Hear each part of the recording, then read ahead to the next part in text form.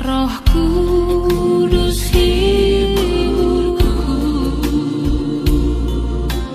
hapus cemas, Dia memberkatiku.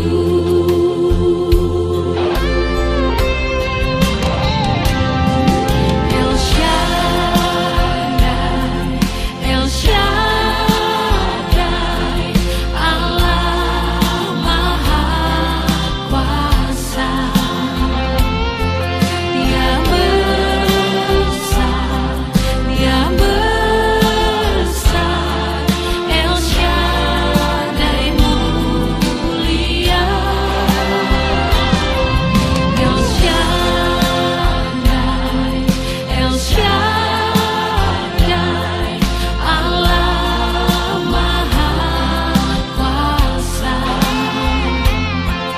Berkat-Nya melimpah,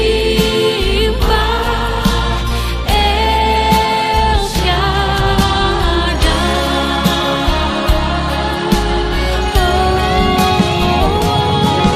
El Shaddai, El Shaddai, Allah Maha Kuasa. Dia besar, Dia besar, El Shaddai mulia. Damai sejahtera Allah yang melampaui segala akal dan pikiran manusia, itulah kiranya memelihara hati dan pikiran saudara di dalam Kristus Yesus Tuhan kita. Amin. Selamat hari Minggu untuk kita semua. Bapak Ibu, saudara-saudara yang dikasihi Tuhan kita Yesus Kristus, kembali firman Tuhan menyapa kita di minggu ke-21 setelah Trinitatis tertulis dari kitab 2 Raja-Raja 23 ayat 1 sampai dengan ayat 14. Demikian firman Tuhan, saya akan membaca untuk kita semua. Sesudah itu, Raja menyuruh orang mengumpulkan semua tua-tua Yehuda dan Yerusalem. Kemudian pergilah Raja ke rumah Tuhan, dan bersama-sama dia semua orang Yehuda dan semua penduduk Yerusalem, para imam, para nabi, dan seluruh awam, dari yang kecil sampai yang besar.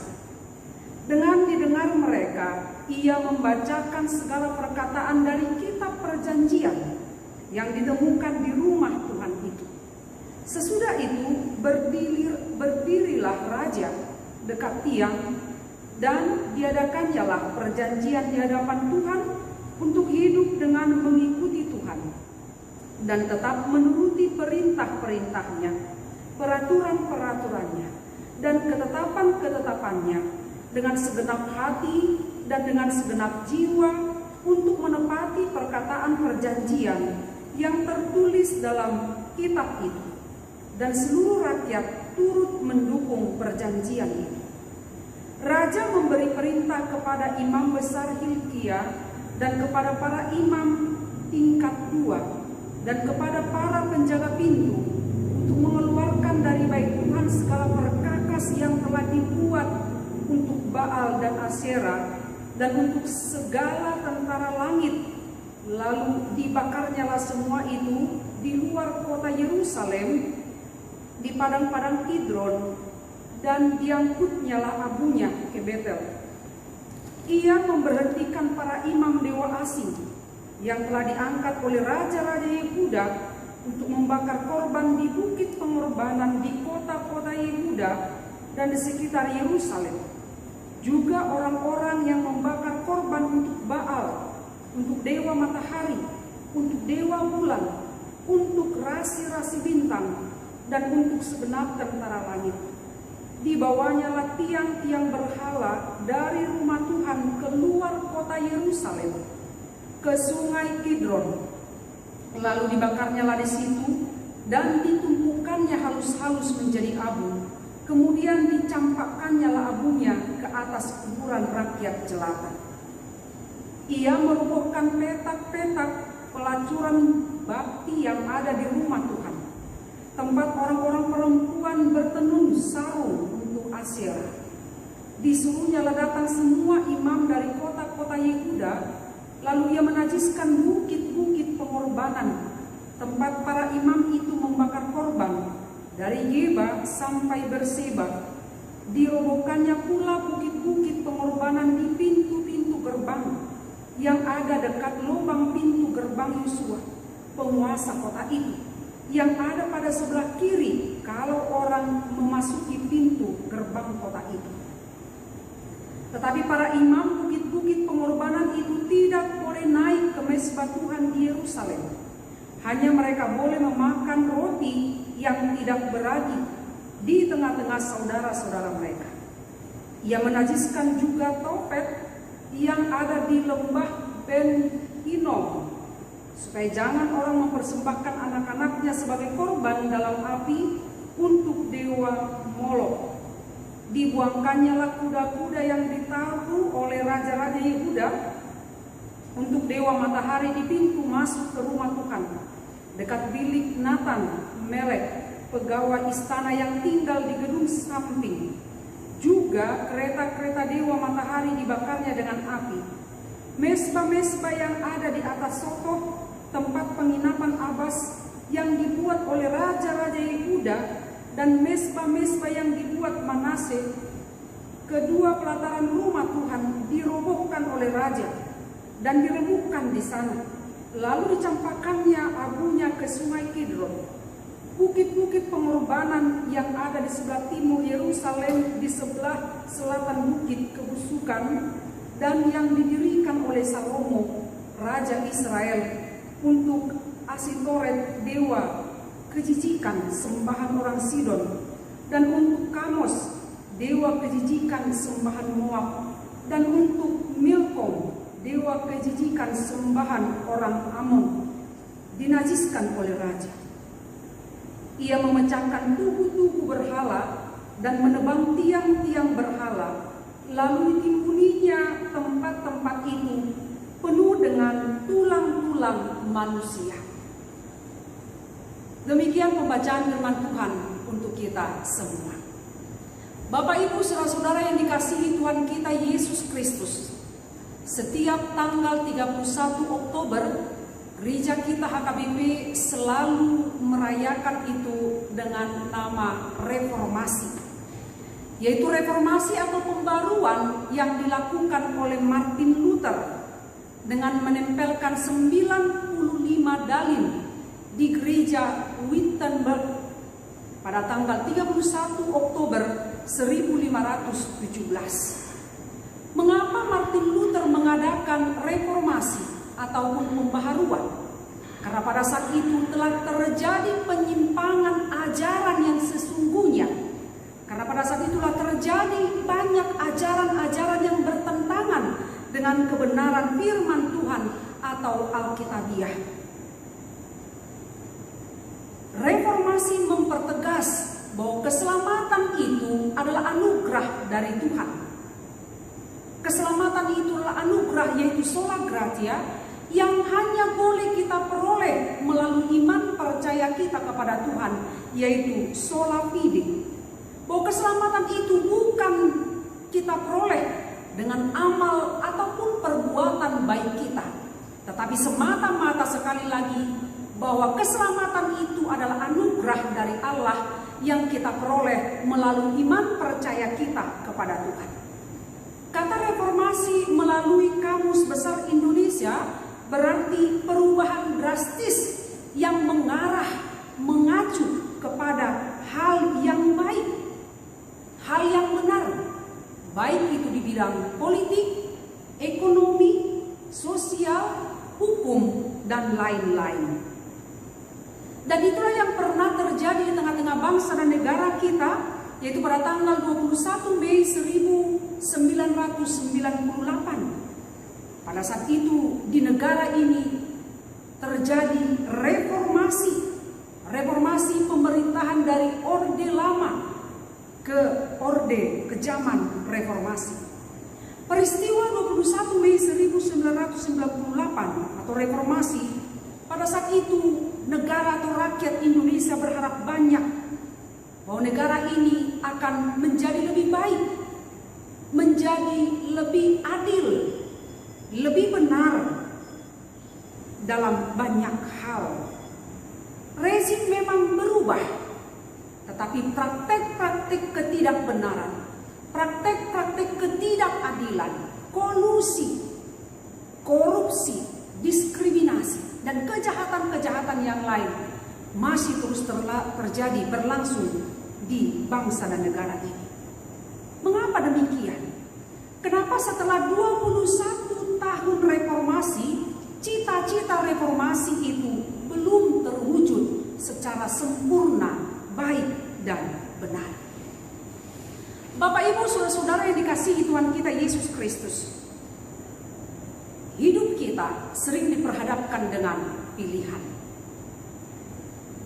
Pilihan itu kadang ada mudah, namun tidak jarang kita diperhadapkan juga dengan pilihan yang sulit, bahkan sangat dilematis, ibarat buah simalakama.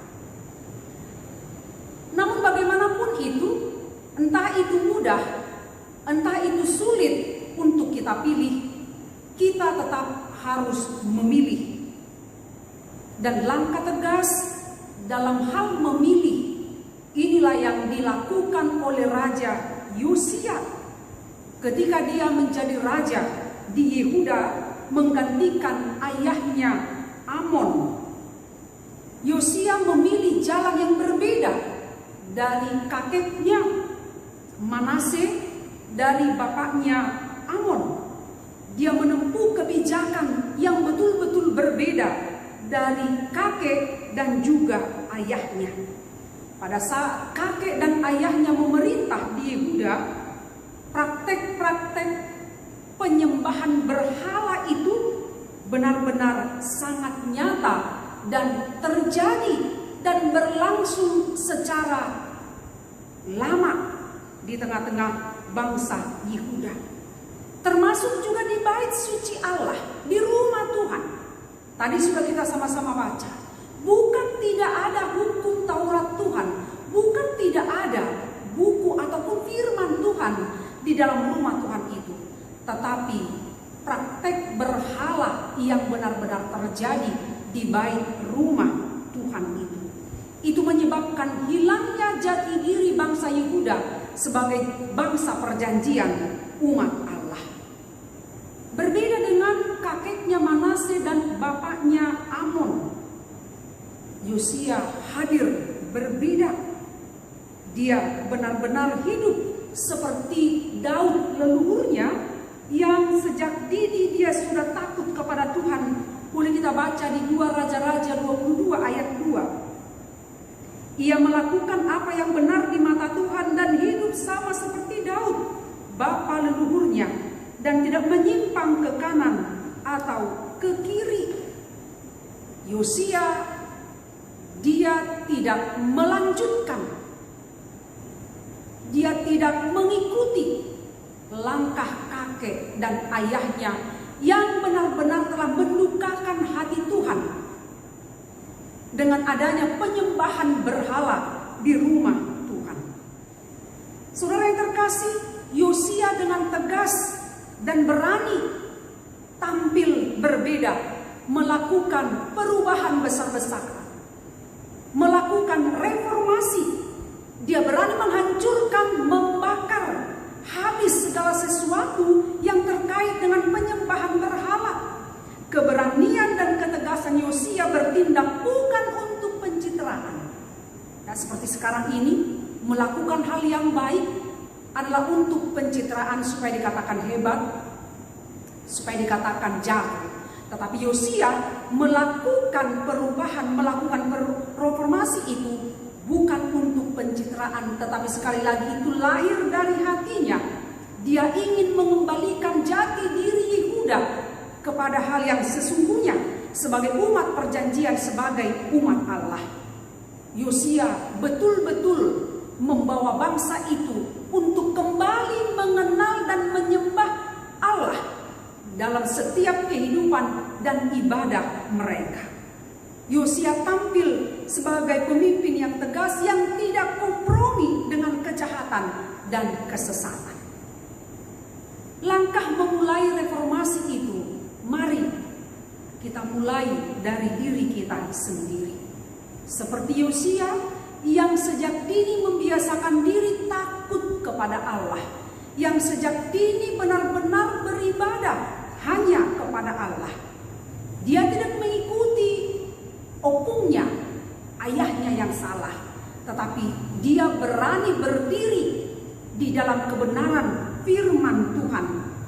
Dan itulah membuat dia berani mengadakan reformasi ataupun pembaharuan. Bapak Ibu saudara-saudara yang terkasih, mari kita lihat kita sebagai umat Tuhan. Mari kita lihat diri kita yang setiap tahun kita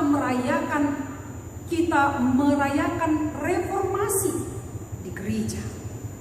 Kita yang merasa masih bersama dengan Yesus, padahal kita sudah jauh terpisah dari Yesus.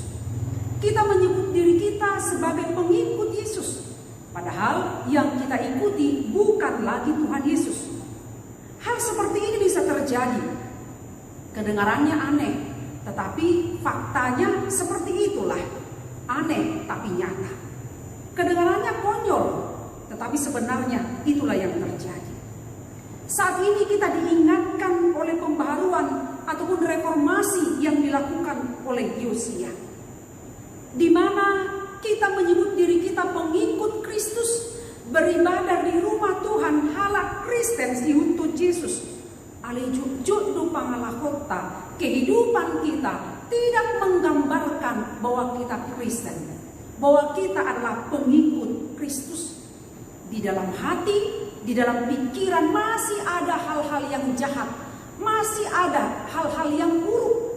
Gok dobe di roha, late, elat, kosong, peal, para badabadaun, kijang di roha, dohot lan akan asing.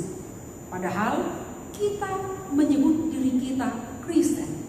Padahal kita menyebut diri kita orang yang rajin beribadah. Tetapi dalam perjalanan hidup kita, dalam kenyataannya, sering sekali yang terlihat bukanlah wajah-wajah Kristus, bukanlah hal-hal yang baik yang membuktikan, menggambarkan bahwa kita adalah pengikut Kristus. Sama seperti bangsa Yehuda, di rumah Tuhan, di sana justru terjadi penyembahan berhala. Bukan tidak ada firman Tuhan di sana, bukan tidak ada kitab Taurat di sana, tetapi kitab Taurat itu tersembunyi, menjadi tersembunyi di antara dewa-dewa yang disembah oleh bangsa Yehuda. Taurat Tuhan itu tersisihkan. Mari kita lihat diri kita. Apakah keberadaan firman Tuhan itu masih tetap di dalam hati kita, atau sudah bergeser, atau bahkan sudah terlupakan? Itulah sebabnya Rasul Paulus berkata dan mengingatkan kita dalam 1 Korintus 3 ayat 10 sampai dengan ayat 17. Lihat dan perhatikanlah bagaimana kamu hidup. Memang kamu membangun hidupmu sudah di dasar fondasi dalam Yesus Kristus. Tetapi lihat dan perhatikan bagaimana kamu membangun hidupmu. Bahan bangunan apa yang kamu pakai? Emas atau jerami? Karena pada saatnya nanti api akan menguji bahan hidupmu. Perjalanan hidup akan menguji fondasi apa yang kita pakai di dalam mengarungi kehidupan ini. Bahkan Rasul Paulus berkata, tidak tahukah kamu bahwa tubuhmu adalah bait suci Allah?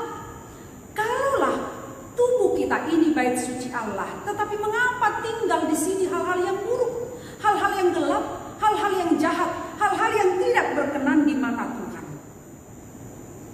Bapak Ibu saudara-saudara yang terkasih, mungkin dan sudah pasti saatnya bagi kita untuk melakukan reformasi.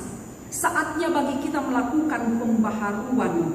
Saatnya kita menempatkan kembali Tuhan di posisi hati kita, di posisi yang sesungguhnya. Mungkin saja Yesus itu telah bergeser posisi Yesus dari hati kita bergeser tersingkir oleh karena kesibukan kita. Mungkin saja posisi Yesus itu telah tergeser di hati kita oleh karena penderitaan ataupun kesusahan-kesusahan yang kita alami di dunia ini. Atau mungkin posisi Yesus di hati kita telah bergeser oleh karena kesombongan-kesombongan kita karena pencapaian hidup di dunia ini. Mari kembali menata hidup kita menjadi Kristen yang lebih baik, menjadi Kristen yang benar, mereformasi diri, memperbaharui diri dari hari ke hari, diperbaharui dan memperbaharui dari hari ke hari, agar kiranya kehidupan kita selalu senantiasa memancarkan kemuliaan Allah. Ada hal yang kita lalui dalam hidup ini, banyak hal yang kita lalui dalam hidup ini. Saatnya bagi kita untuk bersih-bersih, membersihkan hati kita, pikiran kita, karena ini adalah baik Allah. Kita gantikan hal-hal yang tak berkenan di mata Tuhan menjadi hal yang baik, hal yang menggambarkan bahwa kita adalah Kristen pengikut Yesus. Amin. Kita berdoa. Tuhan Allah Bapa kami, terima kasih firman-Mu menyapa kami, kembali mengingatkan kami atas kehidupan perjalanan kami di dunia ini. Kami benar-benar menyadari kami sering lemah, terjatuh ke dalam hal-hal yang gelap, hal-hal yang bertentangan dengan firman-Mu, dengan kehendak-Mu. Dan sering sekali kami merasa diri kami sudah sempurna.